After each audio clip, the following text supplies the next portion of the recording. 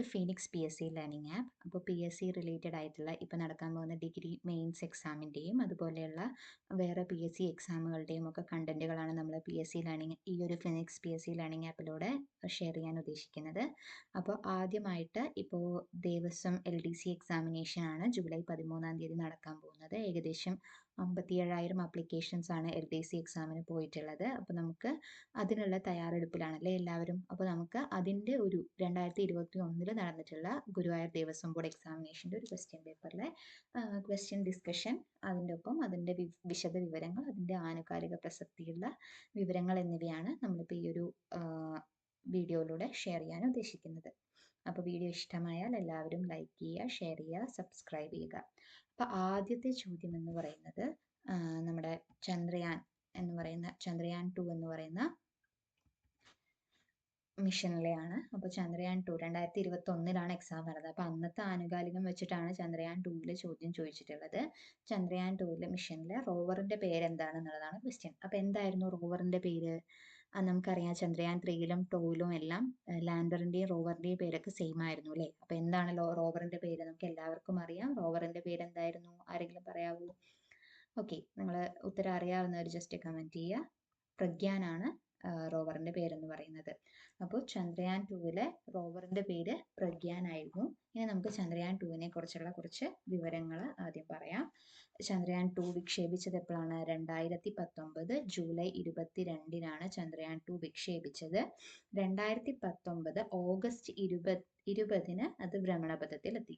അപ്പൊ ഏത് ഉപഗ്രഹമാണെങ്കിലും അതിന്റെ ഏറ്റവും ഇമ്പോർട്ടന്റ് ആയിട്ടുള്ള കാര്യമാണ് അതിന്റെ ലോഞ്ച് വെഹിക്കിൾ ഏതാന്നുള്ളത്. അപ്പൊ GSLV Mark 3 mission 4, okay, mission 1 mark 3 mission 1 ആണ് ചന്ദ്രയാൻ 2 ലോഞ്ച് വെഹിക്കിൾ എന്ന് പറയുന്നത്. പിന്നെ നമ്മൾ ചന്ദ്രയാൻ 2 വിക്ഷേപിക്കുന്ന സമയത്തുള്ള ISRO ചെയർമാൻ എന്ന് പറയുന്നത് ഡോക്ടർ K ശിവനാണ്. ഇത്രയും കാര്യങ്ങൾ നമ്മൾ ചന്ദ്രയാൻ 2 കുറിച്ച് അറിഞ്ഞിരിക്കുക. ഇനി ചന്ദ്രയാൻ 2 എന്ന് പറയുന്ന ഒരു സക്സസ്ഫുൾ ആയിട്ടുള്ള മിഷൻ ആണോ എന്ന് ചോദിച്ചു കഴിഞ്ഞാൽ നമുക്ക് പൂർണ്ണമായിട്ട് സക്സസ്ഫുൾ ആണെന്ന് പറയാൻ പറ്റില്ല. കാരണം എന്താണ്, അത് സോഫ്റ്റ് ലാൻഡിങ് അല്ല ചെയ്തിട്ടുണ്ടായിരുന്നത്, പകരം ക്രാഷ് ലാൻഡിങ് ആണ് ചെയ്തത്. ക്രാഷ് ലാൻഡ് ചെയ്ത പോയിന്റിനെ നമ്മൾ വിളിച്ച പേര് തിരങ്കയാണ്. ഓക്കെ, നമ്മുടെ ത്രിവർണ പതാകയുടെ ഇതിൽ തിരങ്ക എന്നാണ് സോഫ്റ്റ് ലാൻഡ് ചെയ്ത പോയിന്റിന്റെ പേരെന്ന് പറയുന്നത്. ഇനി ഡോക്ടർ K ശിവനെ നമുക്കറിയാം, റോക്കറ്റ് മാൻ ഓഫ് ഇന്ത്യ എന്നറിയപ്പെടുന്ന വ്യക്തിയാണ് ഡോക്ടർ K ശിവൻ എന്ന് പറയുന്നത്. ഇത്രയും കാര്യങ്ങൾ നമ്മൾ ചന്ദ്രയാൻ 2 കുറിച്ച് അറിഞ്ഞിരിക്കുക. അപ്പോൾ ചന്ദ്രയാൻ 2 കുറിച്ചുള്ള ക്വസ്റ്റ്യൻ ഇപ്പൊ നമ്മളോട് ചോദിക്കുകയാണെങ്കിൽ ചന്ദ്രയാൻ 2 കുറിച്ചുള്ള ക്വസ്റ്റ്യൻ ആയിരിക്കില്ല, ചന്ദ്രയാൻ 3 കുറിച്ചുള്ള ക്വസ്റ്റ്യൻസിനായിരിക്കും നമ്മൾ കൂടുതൽ ഇമ്പോർട്ടൻസ് കൊടുക്കേണ്ടത്. അപ്പൊ നമ്മളിനി നോക്കാൻ പോകുന്നത് ചന്ദ്രയാൻ 3 ആണ്. കാരണം ചന്ദ്രയാൻ 3 ആനുകാലിക പ്രസക്തിയായിട്ട് നോക്കുകയാണെങ്കിൽ ചന്ദ്രയാൻ 3 ആണ് ഇപ്പൊ നമുക്ക് ഇമ്പോർട്ടന്റ് ആയിട്ടുള്ളത് അല്ലേ. അപ്പോൾ റീസെന്റ് ആയിട്ടുള്ള മിഷൻ ആണ് നമുക്ക് നോക്കേണ്ടത്. അപ്പോൾ റീസെന്റ് ആയിട്ടുള്ള മിഷൻ ചന്ദ്രയാൻ 3 ആണ്. അപ്പോൾ ചന്ദ്രയാൻ 3യുടെ പ്രത്യേകതകൾ എന്തൊക്കെയാണ്? വിക്ഷേപിച്ചത് എന്നാണ് ചന്ദ്രയാൻ 3?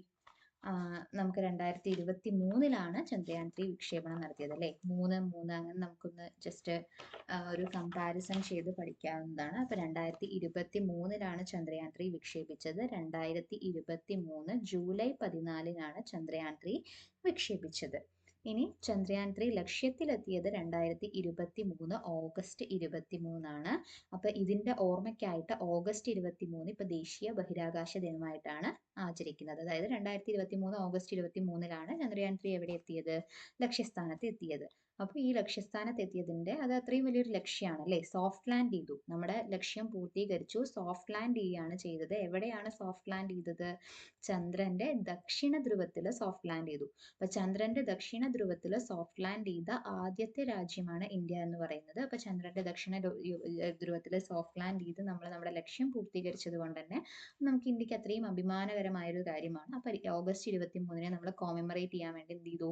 ഓഗസ്റ്റ് 23 ഇപ്പൊ ദേശീയ ബഹിരാകാശ ദിനമാണ്. അത് നമുക്ക് ആനുകാലികമായിട്ട് GK ആയിട്ട് പറയാവുന്ന ക്വസ്റ്റ്യൻ ആണ്. 2024 മുതലാണ് ഓഗസ്റ്റ് 23 നമ്മൾ ബഹിരാകാശ ദിനമായിട്ട് ആചരിക്കാൻ തുടങ്ങിയത്. ഇനി നമ്മൾ ഏതായിരുന്നു നമ്മുടെ ലോഞ്ച് വെഹിക്കിൾ ഏതാന്നുള്ളത് നോക്കണം. ലോഞ്ച് വെഹിക്കിൾ എന്തായിരുന്നു? GSLV Mark 3 mission 4.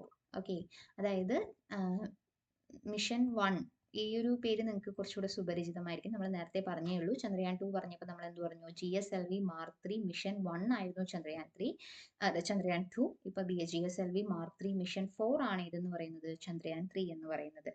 പിന്നെ വിക്ഷേപണം നടന്നത് ശ്രീഹരിക്കോട്ടയിലാണ്. നമുക്കറിയാം ഇന്ത്യയുടെ ഉപഗ്രഹ വിക്ഷേപണ കേന്ദ്രം ഏതാണ്? ശ്രീഹരിക്കോട്ടയാണ്. ശ്രീഹരിക്കോട്ട എവിടെയാണ് സ്ഥിതി ചെയ്യുന്നത്? ആന്ധ്രാപ്രദേശിലാണ്.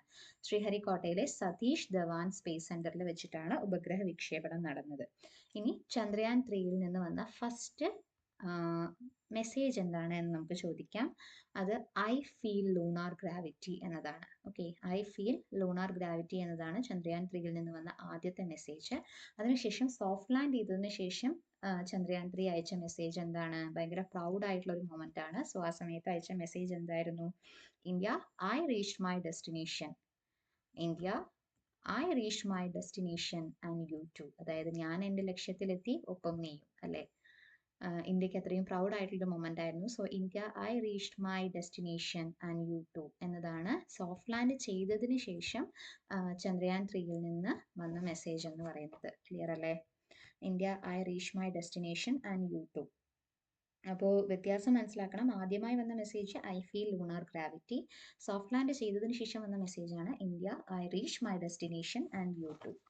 ഇത്രയും കാര്യങ്ങളാണ് നമ്മൾ ചന്ദ്രയാൻ 3നെ കുറിച്ച് പറഞ്ഞത്. പിന്നെ നമ്മൾ പറഞ്ഞിട്ടുണ്ടായിരുന്നു ഓഗസ്റ്റ് 23 ഇന്ത്യൻ ബഹിരാകാശ ദിനമാണ്. ഇന്ത്യൻ ബഹിരാകാശ ദിനമാണ്.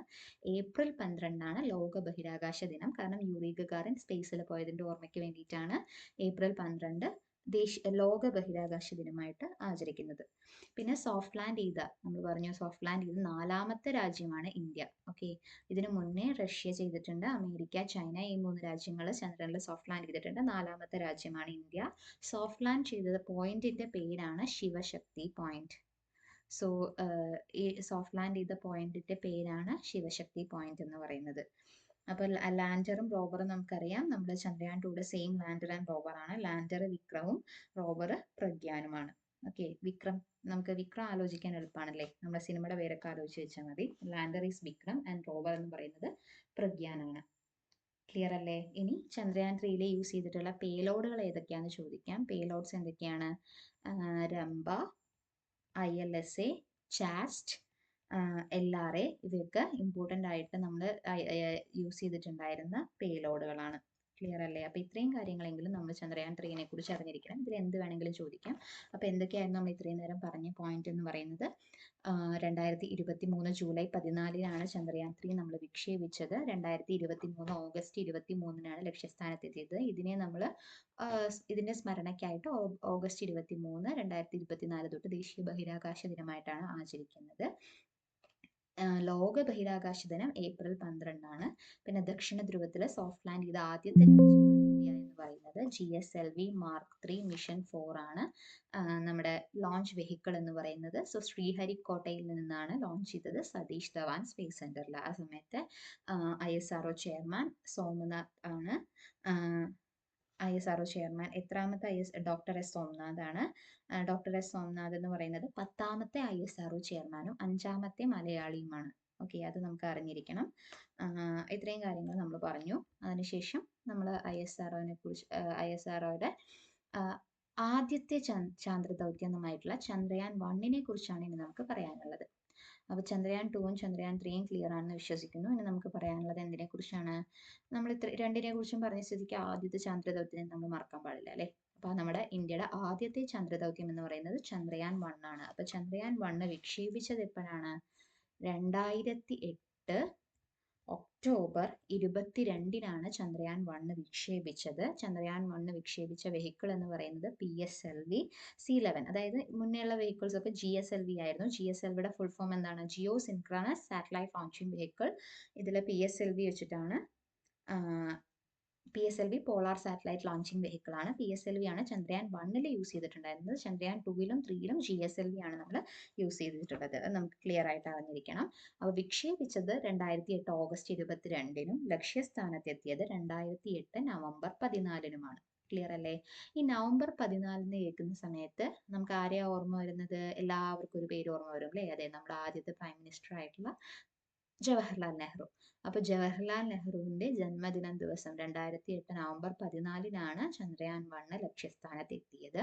അപ്പോൾ ഈ നവംബർ 14-ന് ജവഹർലാൽ നെഹ്റുവിന്റെ ജന്മദിനം ആയതുകൊണ്ട് തന്നെ ആ പോയിന്റിനെ, ലാൻഡ് ചെയ്ത പോയിന്റിനെ ജവഹർ പോയിന്റ് എന്നാണ് പേര് കൊടുത്തത്. ഓക്കെ, ജവഹർ പോയിന്റ് എന്ന് പേര് കൊടുത്തു. ഈ പേര് സജസ്റ്റ് ചെയ്തത് ആരാണ്? ആ സമയത്ത് പ്രസിഡന്റ് ആയിരുന്ന നമ്മുടെ APJ അബ്ദുൽ കലാം ആണ് ഈ പേര് സജസ്റ്റ് ചെയ്ത വ്യക്തി. ഈ ചന്ദ്രയാൻ ദൗത്യങ്ങൾക്ക് ചന്ദ്രയാൻ എന്ന പേര് സജസ്റ്റ് ചെയ്തിട്ടുള്ള നമ്മുടെ വ്യക്തി എന്ന് പറയുന്നത് AB വാജ്പേയി ആണ്. AB വാജ്പേയി ആണ് ഈ ഒരു ദൗത്യത്തിന് ചന്ദ്രയാൻ എന്ന് പേരിടാമെന്ന് പേര് സജസ്റ്റ് ചെയ്ത വ്യക്തി എന്ന് പറയുന്നത് AB വാജ്പേയി ആണ്. അപ്പോൾ നമ്മൾ ചന്ദ്രയാൻ 1 എന്ന് പറയുന്നത് ആദ്യത്തെ നമ്മുടെ ചാന്ദ്ര ദൗത്യമാണ്. അപ്പൊ നമ്മൾ ആദ്യത്തെ ക്വസ്റ്റ്യൻ പറഞ്ഞു, അതിനെ കുറിച്ചുള്ള വിശദമായിട്ടുള്ള വിവരങ്ങൾ, അതായത് ചന്ദ്രയാൻ 2-നെ കുറിച്ചായിരുന്ന ക്വസ്റ്റ്യൻ. അതിന്റെ റോവർ എന്തായിരുന്നു എന്നാണ്, പ്രഗ്യാനാണ് റോവർ എന്ന് പറയുന്നത്. പിന്നെ ചന്ദ്രയാൻ 2-നെ കുറിച്ചുള്ള വിശദ വിവരങ്ങൾ പറഞ്ഞു. പിന്നെ ആനുകാലിക പ്രസക്തിയുള്ള ചന്ദ്രയാൻ 3 വന്നു. പിന്നെ GK ആയിട്ട് ചോദിക്കാവുന്ന ഇന്ത്യയുടെ ആദ്യത്തെ ചാന്ദ്ര ദൗത്യമായിട്ടുള്ള ചന്ദ്രയാൻ 1-നെ കുറിച്ചുള്ള കാര്യങ്ങൾ നമ്മൾ പറഞ്ഞിട്ടുണ്ട്. അപ്പൊ ഇത്രയും കാര്യങ്ങൾ ക്ലിയർ ആയെന്ന് വിശ്വസിക്കുന്നു. അപ്പം ഈ ഒരു ക്വസ്റ്റ്യൻ നിങ്ങൾക്ക് ക്ലിയർ ആണോ? അപ്പോൾ നമുക്ക് അങ്ങനെയാണെങ്കിൽ അടുത്ത ക്വസ്റ്റ്യനിലോട്ട് കിടക്കാം. അപ്പോൾ ഇത് അതിൻ്റെ കുറച്ച് നോട്ട്സ് ആണ്, നിങ്ങൾക്ക് ജസ്റ്റ് അതൊന്ന് നോക്കി